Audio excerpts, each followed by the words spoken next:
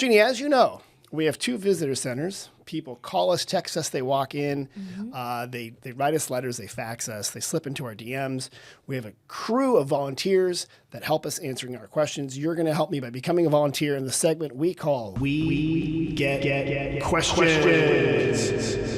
I love how you ask, do we start with the questions or not? No, we end When with did the the questions. questions happen? Okay, here we go. This one, Jose got this on an email earlier this week. Hi, we are visiting from Wisconsin later this month and are on the hunt for a good bar with cocktails and a happy hour. Bonus if there is music, any ideas? So just good bars with cocktails and a happy hour. I mean, I don't think you can beat the saloon, the Jack London Saloon. Jack London Saloon is fantastic. It's my favorite bar. It's the saloon at the Jack London Lodge right there in beautiful downtown Glen Ellen. And Glen Ellen does not have a stop light. It's got a stop sign. Yep. There's a stop light at the beginning by your thing there. Yes, Yeah. at Arnold. But basically, when you're going through Glen Ellen, you kind of do 2 little S's, and you're right through it there, and it's on one of the S's. Don't right by the blink. bridge. Do not blink. So the saloon is a great one. I went back to my think tank, which is Jose and Michelle, who does our social media, and said, what are some other places that have good happy hours? And they include Hot Monk, Oh, yeah. BV Whiskey Bar, the B&V. You can do that. Got music there. Wit and Wisdom, of course. Murphy's, the classic Irish bar right there. And La Casa, which probably good stuff there. And then Salt and Stone, which is up by you. Oh, yeah. Good happy hour up there. So there's a lot of choices here for this person. Nancy from Wisconsin. Go check that out. Also Beacon, which is the great spot. That's across from Wildflower, right? Upstairs? Yes. Okay, I went there one time. It's a real bar. Yeah. It's a bar. It's a speakeasy real bar. It's and a bar. it's beautiful. And Beautiful Martine is the guy at the drinks front, and- and the great Chase is the bartender. It's a great spot, and they're opening a new restaurant there. Oh. Yeah, it's going to be Smashburger. Nice. Ari from Glen Ellen Star is opening up a smash burger place there. Oh, my gosh. It's going to be awesome. Yeah, that's so great. so cocktails up there. So yeah, so that's good job. You answered the question. All right. And the Jack London Lodge is an easy one. Okay, Eric was this guy. He's from Sonoma. Eric's from Sonoma. And he walked in, because a lot of people come into our visitor center and like, have questions or remember this. He said, when I was a kid, I remember going to an underground skating rink. Was that real or am I imagining? Wait, don't tell me. Is that the game we're playing? Is that real or am I imagining it? So he remembered a skating rink and he insisted it was underground. Okay. What do you think? Is this like a true or false situation? Well, I mean, an underground skating rink. That seems unlikely to me. I can imagine like wine caves, right? But could there be a skating rink in a wine cave? well, okay, so this was I like the way you're thinking. Yeah. Because I asked him a few more questions. I'm like, are you sure it was underground? Yeah. Or I was like, were you skating with just roller skates in a wine cellar, in a cave? And I'm like, maybe he went to some place where, because he was young, Yeah. you took a step or 2 down Okay. and you thought you were underground. Yeah. And then maybe the walls were kind of like a dome.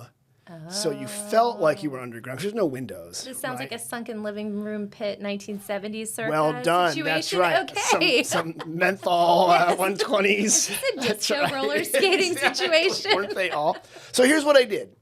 I did some research. Oh. I said, Eric, this is interesting. So there were 2 possibilities here for these roller rinks. Okay, one was directly across from the old visitor center. It's on First Street East, and it was opened by Samuele Sebastiani. He was quite the entrepreneur here in town. And I think in 1940 he opened a roller skating there and stuff.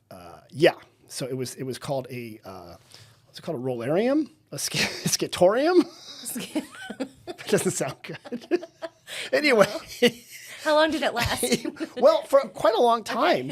And it had, it says, Sebastiani spared no expense to ensure that his skating rink floor was one of the finest and largest in the Bay Area. The modern building also had a check room for jackets and shoes, dressing rooms, and a soft drink stand. It was a high-quality amusement palace. And the rink's interior walls were brightly painted with colorful scenes, and skaters glided to entrancing music under the latest lighting effects. Wow. So I wonder if there's like an underground feeling to that. if Yeah. that was still there. Oh, interesting. Samueli died in 1944, but a lot, the Rollertorium. So not the Skatorium, that would be, the Rollertorium's a Rollertorium is little a better better, name. yeah. Yeah, thank you.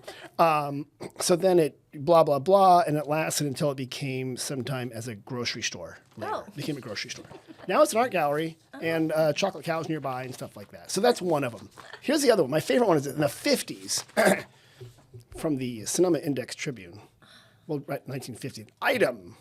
No rowdyism tolerated. Ready? A roller skating rink catering primarily to teenagers and the younger will open this Friday afternoon, November 12th, in the Boys Hot Springs Casino. This is 1954. The Boys Hot Springs Casino. So a man named William Johnson said that Jack Thayer of Glen Ellen, one of Northern California's leading roller rink operators, will operate the Boys Rollertorium. I think Rollertorium's a thing. I've never heard that term before. You need to become a plantorium. That's close to planetarium. Oh, Stephanie will get mad. Yeah, I know. I think. Yeah. They put it on a hardwood floor. Here's my favorite part, though. No rowdyism will be tolerated, Thayer said. Rowdyism. And a special deputy will be hired to see that order is kept at all times. Wow. Do you think like teenagers are just going wild on roller skates? I know. What does success look like here? Well, definitely not rowdies.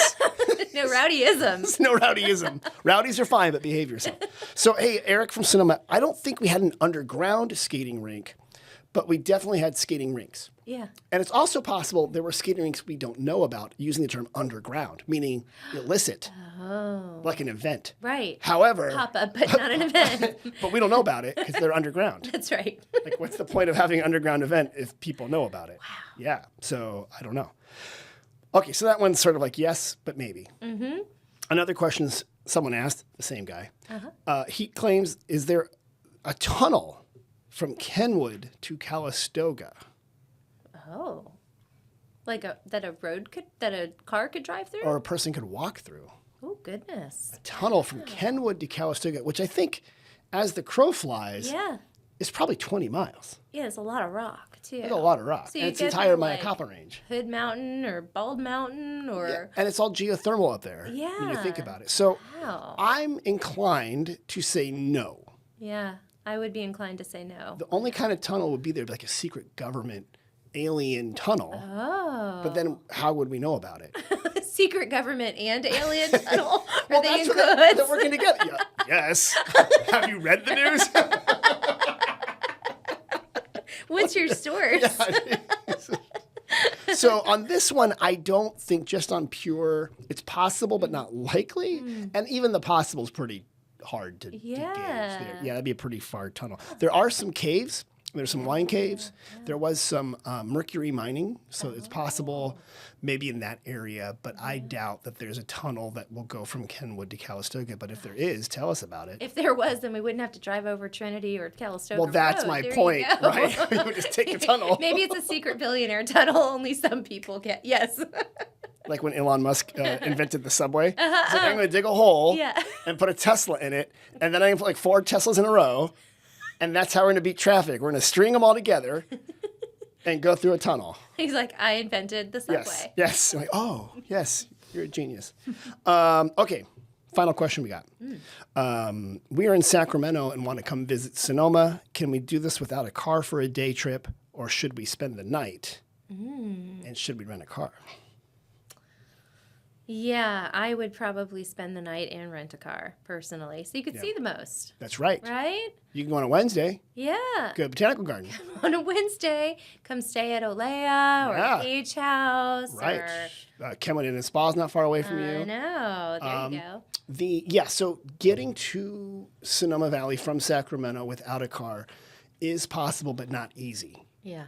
Right. There's like the 3 E's of travel: ease, economy, and elegance. Oh. You could probably do it. You can do 1 out of 3 all the time. 2 out of the 3 most of the time, but 3 out of 3 is very hard. Yeah. It's a perfect storm. Yeah, it's just really hard. So to get from Sacramento to Sonoma Valley would require probably going to Sacramento to either Oakland or San Francisco on a bus or train, and then working your way up. So you're kind of doing the 2 parts of a triangle there. Yeah. So renting a car would be your best option that I know of. Yeah. But yeah, you should come for the night. Don't just come for the day. Definitely come for the night. spend the There's night. Plenty to see and do here. Go to the botanical garden. Go see some stuff. Have a good time, and then go back to Sacramento to go do whatever they do in Sacramento. Legislate.